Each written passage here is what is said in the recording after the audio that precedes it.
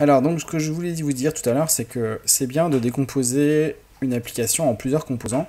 Celle-ci, elle est tellement simple qu'on pourrait très bien la laisser comme ça, en un seul composant, qui est le composant app.js. Donc le composant, on le voit en fait, c'est la fonction qui est là. Il va de là jusqu'en bas, là. Et c'est tout ça. Alors, idéalement, moi ce que j'aime bien, c'est quand il y a moins de 100 lignes. Là, on se rapproche dangereusement des 100 lignes. Donc là, bon, ça irait très bien. Mais juste pour vous montrer, on va créer en fait un composant. Admettons qu'on veut changer cette petite partie-là, là, qu'on veut mettre, je sais pas, des cartes, par exemple, qu'on veut ajouter, peu importe, des choses dedans, un titre, enfin, peu importe. Eh bien, ça peut être sympa d'avoir des composants. Donc là, en l'occurrence, comme c'est quelque chose qui se répète, on va créer un composant juste de cette petite partie-là. On va l'appeler notre LI, enfin je sais même pas comment est-ce qu'on pourrait l'appeler. Donc c'est les IMCS. Bon, on va l'appeler IMC. On va l'appeler IMC. Donc c'est bien ici de créer au niveau de votre dossier source SRC, de créer un dossier qu'on va appeler component. Excusez-moi. Mon fils m'a parlé. Donc je disais, excusez-moi, il y a eu mon fils qui m'a parlé, donc le dossier component, donc c'est toujours bien de faire un dossier component dans lequel on va mettre des composants. On peut aussi faire un dossier page, moi j'aime bien faire aussi un dossier page quand vous avez plusieurs pages, donc là on n'a pas plusieurs pages, donc il n'y a pas besoin. Mais le dossier component, c'est vraiment quelque chose que vous allez revoir dans dans tous les projets React, hein, je pense. Et dedans, donc on va créer un dossier, et ce dossier, ça va être un autre composant qu'on va appeler LI. Ok. Et dans notre LI, donc c'est bien d'avoir un dossier par composant, parce que comme ça, vous pouvez très bien mettre plusieurs trucs, plusieurs fichiers dans chaque composant. En fait, vous pouvez décomposer votre composant en plusieurs fichiers. Vous pouvez par exemple avoir un fichier qui sera un fichier CSS, où vous aurez le CSS du composant, ainsi qu'un fichier JS avec le composant lui-même. Par la suite, vous pourrez même peut-être faire des tests, avoir un fichier de test, ou rajouter d'autres fichiers dans ce dossier composant. Donc là, nous, on va créer un li.js. Alors, moi, j'aime bien que mes composants, ça commence par une majuscule. Je suis pas sûr que ça soit vraiment quelque chose qui est tout le temps fait, mais j'ai cru voir ça assez régulièrement. Vous voyez, déjà, app.js, c'est une majuscule. Donc, je pense que c'est pas mal de mettre une majuscule, comme ça, on sait tout de suite que c'est un composant. Vous pouvez également faire renommer en mettant JSX pour savoir que il y aura du JSX dedans, parce qu'il peut y avoir un fichier, vous pourrez très bien avoir un fichier JS sans JSX, et là au moins on sait que c'est un fichier avec du JSX. Donc pour rappel, le JSX c'est l'espèce de HTML dans le JavaScript. Alors ici, je ne sais pas si ça a marché parce que là j'ai réinstallé récemment VS Code suite à la mise à jour de Linux. Alors, est-ce que si je fais React Arrow Functional Component, oui, ça fonctionne. Donc vous voyez, je dois avoir une extension qui est, ça doit être ça, ES7 React Redux. Voilà. ES7 React Redux GraphQL React Native Snippet. Je vous recommande cette extension, elle est sympa, ça vous fera gagner du temps. Et là, en l'occurrence, on va l'utiliser en faisant RACF ou RAFC pardon, pour créer un React Arrow Functional Component. Voilà. Vous voyez, c'est déjà tout est déjà réglé dedans. Et on va lui mettre des props qui sera l'IMC. Hein, on va mettre ici. Alors on peut faire props ici. En fait, vous avez les props qui seront là. Donc là, on peut faire. Donc là, ça va être un LI. Pour l'instant, on va faire coucou pour que vous voyez. On va sauver. Donc là, on va l'importer dans notre app. Donc pareil, notre app, ça peut être bien de le mettre dans composant. Bon là, je vais le laisser là. Mais vous pouvez très bien le mettre dans le dossier composant et tout déplacer. C'est juste que vous aurez aussi à régler ici, vous voyez, parce qu'il est importé là-dedans, donc il faudra régler les fichiers. Ça sera plus dans .app, mais .component/app. Donc là, on va importer notre composant LI. Donc on va en haut. Et on va faire... Alors moi j'aime bien importer d'abord les composants avant le CSS.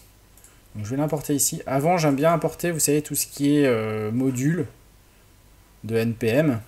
Et ensuite les composants. Donc là on va importer notre LI. From component LI. Et notre LI, vous voyez, on peut le placer n'importe où. Donc je vais le placer juste après le H1 pour vous montrer. Donc ça s'écrit comme du HTML, sauf que là, bah, vous tapez LI. Et vous pouvez directement fermer comme ça. Et si je sauvegarde, on aura notre coucou qui va être ici. Vous voyez, c'est notre LI. Donc si on regarde, c'est bien un LI. Okay. Donc là, ce qu'on veut, c'est remplacer cela. Donc, je vais le couper là. Et voilà, ici, on va mettre notre LI. Donc, comme vous pouvez voir, on a besoin donc de la clé et de l'IMC. En fait, ici, bon, vous allez voir. Donc, on va lui mettre toujours la clé. On va toujours laisser cette clé-là, hein, mais n'oubliez pas qu'il faut que ça soit normalement un identifiant unique. Là, on se casse pas la tête, on lui met l'IMC, et puis du coup, en props, on va mettre une props qui s'appellera IMC, et qui vaudra donc l'IMC, hein, le I, parce que pour rappel, le I, c'est l'IMC, il fait partie de notre tableau IMC, et donc c'est un IMC vous vous souvenez, c'est une string où il y a la date, ensuite l'IMC, ensuite l'interprétation. Voilà, donc ça du coup on va pouvoir le supprimer. Donc là on va avoir que des coucous pour l'instant. Alors je vérifie, ouais, ça a bien enlevé. Voilà. Donc là on a que des coucous, c'est normal. Parce que notre LI, eh bien on a mis coucou ici. Mais en fait si vous regardez, si on fait log, si on regarde ce qu'on a dans les props, hop, eh bien, on peut voir qu'on a, vous voyez, en fait, les props, c'est un objet, et dedans, on a une propriété qui est IMC avec notre IMC. Donc, on pourrait faire ici props.imc. Et là, du coup, on a, vous voyez, ça se remet comme tout à l'heure, en fait. Donc là, l'avantage, c'est que du coup, vous pouvez changer complètement ce truc-là. Hein. Vous pouvez rajouter des liens, vous pouvez mettre ici, importer ici du CSS spécifique au LI, etc. Donc c'est ça l'avantage d'avoir des différents composants, c'est que ça rend le code beaucoup plus facile à maintenir par la suite.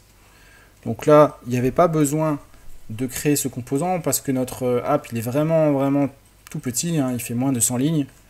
Mais pour vous apprendre à faire un composant, eh bien, je pense que c'était bien de le faire rien que pour ça, rien que pour vous apprendre à le faire. Alors aussi, ce qu'on peut faire quand on a plusieurs props, c'est les prendre directement, vous savez, vous pouvez faire ici, const, alors je sais plus comment ça s'appelle ça, mais vous pouvez faire imc égale props. Donc là, je vais le virer. Et ça, vous pouvez donc du coup virer props ici et juste laisser IMC. Donc si on regarde, ça revient au même, ça fonctionne pareil. C'est, alors je sais plus comment ça s'appelle ce truc-là, c'est en JavaScript, une déstructuration, je crois. Donc vous prenez en fait ce qu'il y a dans props et là vous prenez juste l'IMC. Si c'était un objet où il y aurait plusieurs trucs, par exemple il y aurait, je sais pas moi, le nom de la personne, ben, vous aurez pu écrire name ici. Donc ça vous évite de répéter, s'il y avait marqué props IMC et puis après props name, ben, vous aurez plus que IMC et name, c'est plus court donc c'est sympa. Et puis, pour faire encore plus court, vous pouvez directement le récupérer de props ici. C'est-à-dire que là, vous pouvez faire IMC comme ça. Et ça, du coup, on peut le virer. Et là, si on sauvegarde, normalement, ça marche pareil. Voilà. Donc pareil, si on avait name ici, on aurait pu faire name ici. Bon là, name, il vaut une define, donc ça ne sert à rien de le mettre. Mais voilà. Voilà, comme ça, vous voyez ce que c'est un composant, un functional component. Donc pour rappel, on a eu avant, en React, c'était souvent fait avec des classes components. Et depuis React Hooks, depuis, je sais plus quelle année, mais c'était React 16, enfin, on va dire une bonne année, hein, ça fait bien une bonne grosse année là, un peu plus, 1 an et demi je pense. Alors, depuis 1 an et demi, on n'a plus vraiment besoin de faire des classes components. On peut, je pense, tout faire avec des functional components, comme ici. Là, c'est un functional component, c'est-à-dire une fonction. Ça peut être une fonction normale ou une fonction fléchée.